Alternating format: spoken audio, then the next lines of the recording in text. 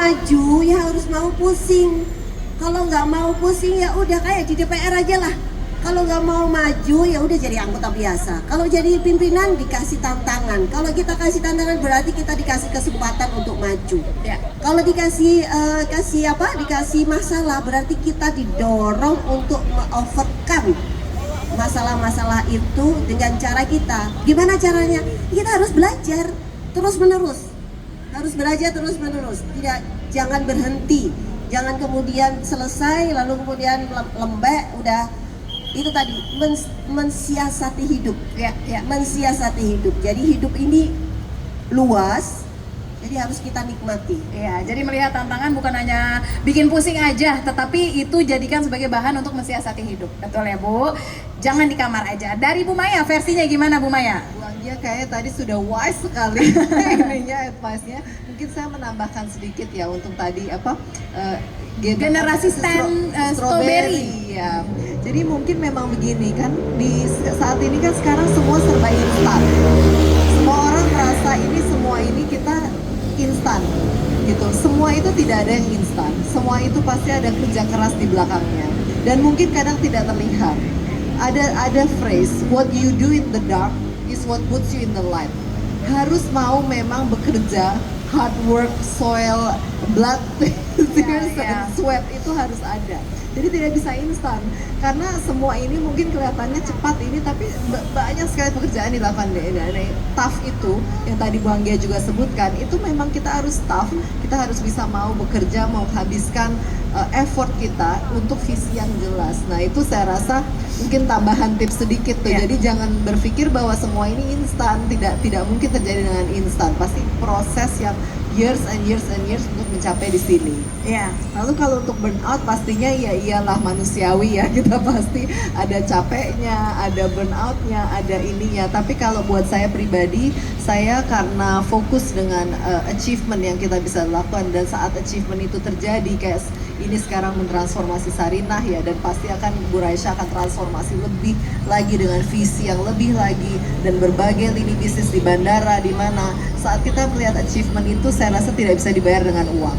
Apapun itu kan itu tidak bisa. Jadi memang achievement itu yang saya rasa ini nanti pasti akan dirasakan pada generasi muda juga, terutama perempuan, saat when you achieve itu priceless, tidak bisa dibeli dengan uang, dan itu adalah suatu yang reward yang luar biasa. Jadi burnoutnya pasti akan hilang. Burnoutnya akan sesaat dan akan hilang. Terima kasih Bu Maya, tepuk tangan dulu untuk Bu Maya.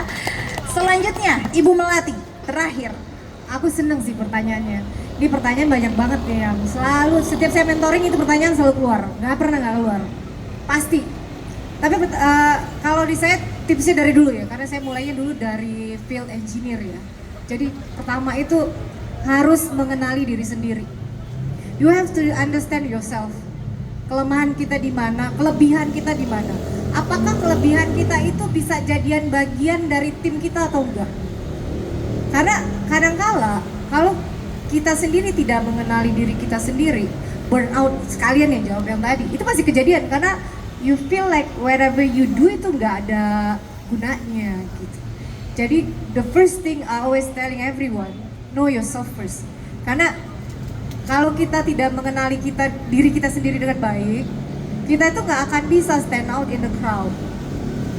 Karena kita nggak tahu kelebihan kita di mana, kita nggak tahu kita bisa kasih kontribusi itu di mana. Nah kalau kita sudah mengenali diri kita sendiri, yang timbul kemudian apa? Rasa percaya diri. Orang itu cuma ngerasa dia generasi strawberry kalau dia tidak pede. Dia nggak pede karena apa? Dia ngerasa dia nggak mampu apa-apa. Tapi percayalah, Tuhan itu maha adil. Semua orang itu diciptakan dengan keunikan masing-masing. Jadi kita mesti cari tahu keunikan kita itu apa. Kemudian gunakanlah itu sebagai strength kita di dalam lingkungan kita. Kalau hari itu lingkungan kerja, ya pakailah strength itu untuk kegiatan yang kita lakukan dalam pekerjaan. Jadi ada orang yang jagonya cuma sama equipment ya, sama komputer. Dia nggak bisa ngomong. Dia bisa menggunakan kemampuan dia di komputer itu sebagai data analis untuk teman-temannya. Tapi supaya dia berguna syaratnya apa? Dia harus bisa mengemukakan pendapat mengenai dari analisa dia tadi ke timnya, sehingga orang lain itu tahu dia berguna.